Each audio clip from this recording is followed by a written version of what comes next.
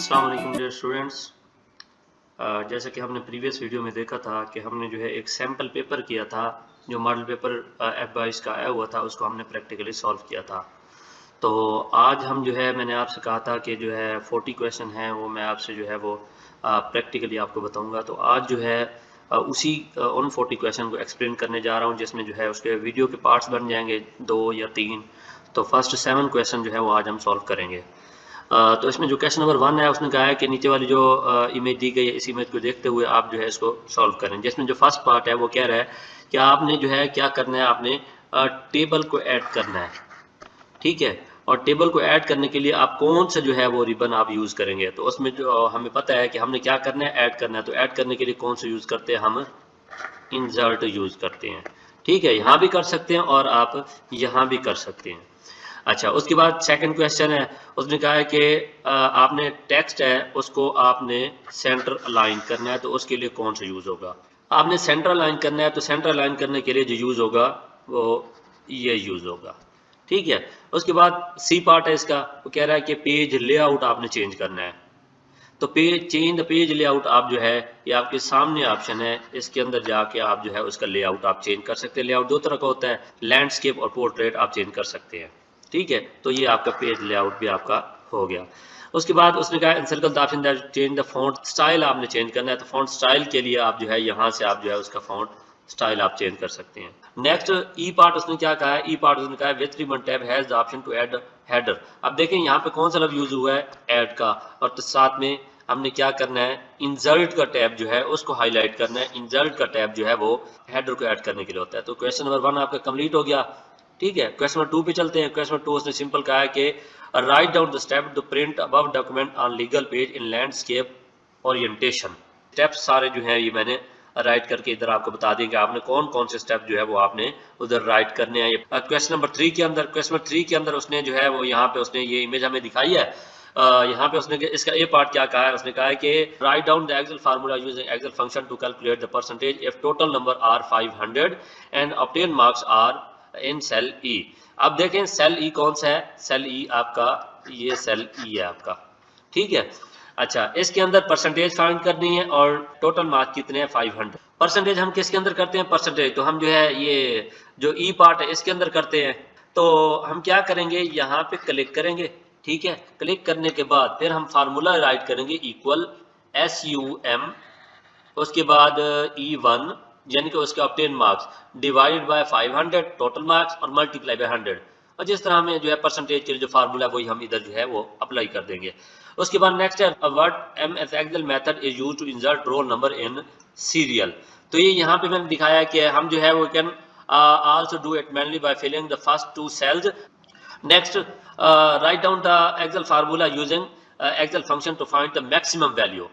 Maximum value हम किस तरह फाइंड कर सकते हैं, हम इधर क्या करेंगे, सबसे पहले इक्वल राइट करेंगे, फिर उसके बाद MAX, उसके बाद जो है ब्रैकेट स्टार्ट। और जिसका करना है, मिसाल के तौर पे उसने यहाँ पे किसी का मेंशन किया है, उसने किसी का मेंशन नहीं किया, हम जो है कोई कॉलम ले लेते हैं, F ले लेते हैं, F2 से लेकर F8 तक मैक्स फाइंड करना।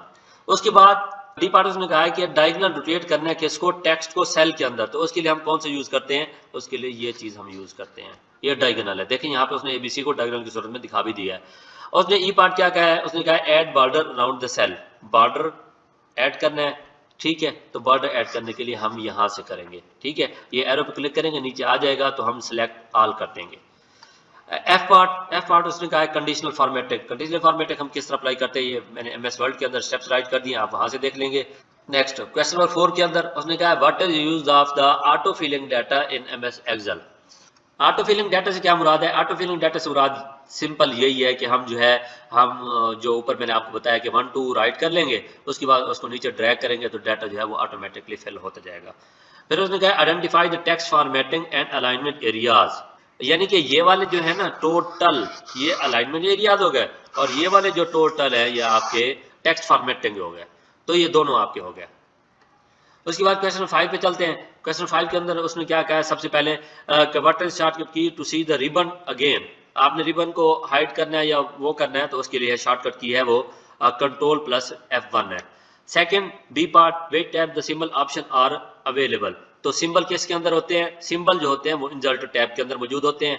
उसके बाद नेक्स्ट उसने कहा है what is the procedure to insert table in MS word. Insert पे क्लिक करेंगे, टेबल पे क्लिक करेंगे, ये जो है ये प्रोसीजर है। उसके बाद नेक्स्ट चलते हैं कि what is clipboard. The clipboard is also known as paste board is a special location in computer memory that temporarily stores cut copied data from document. Once something is stored clipboard, it can be pasted to be a new location. ठीक है, तो ये clipboard की definition हो गई। Next उसने कहा है कि write down the step to edit an equation with equation editor. तो हम इसको जो है इसके स्टेप्स भी मैंने राइट कर दिए हैं इसके अंदर कि ये वाले स्टेप्स हैं।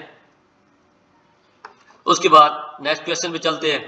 नेक्स्ट क्वेश्चन के अंदर उसने क्या किया है कि सेल रेफरेंस और सेल एड्रेस, ये क्या चीज़ है जी। यहाँ पे देखें, यहाँ पे दो चीज़ें जगह मैंने जो है वो B3 लिखा है, यहाँ पे भी लिखा है और यहाँ पे भी लिखा है।